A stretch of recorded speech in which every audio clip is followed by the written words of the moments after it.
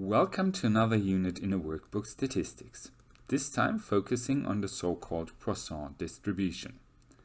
The Poisson distribution is also called the distribution of rare events. So we're always going to use this when we talk about events which are not commonplace occurrences. That could be, for example, in the financial markets, this could be in insurance and similar situations.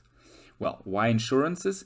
Because in insurance, we actually talk about situations which should not occur, but we want to be insured for the situation that they occur. So it's about a rare event, a rare situation which might occur. But the probability of the event not occurring is much, much larger. Also with financial markets, if we take a look at this chart here, what we can see there are times when there are really large increases, but on the other hand, there's also times where in a very short period of time, there's a significant decrease in the developments. Whenever we have developments like this, very steep increases, very steep declines in short amounts of time, that's usually an increase or decline which no longer follows the normal distribution.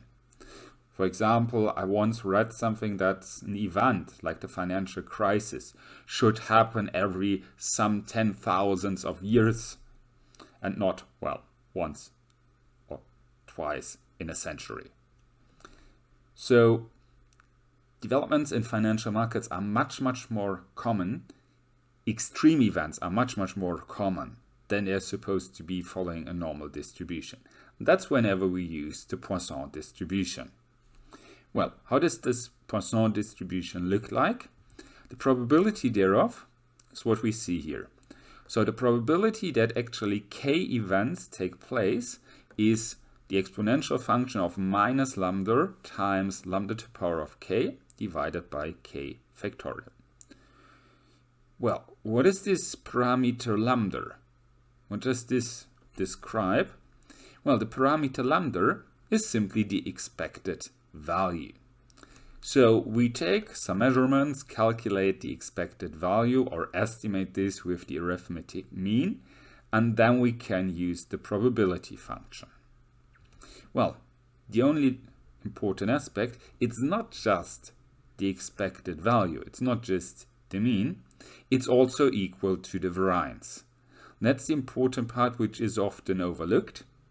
So we first have to check whether usage of the Poisson distribution actually makes sense insofar that those two values coincide.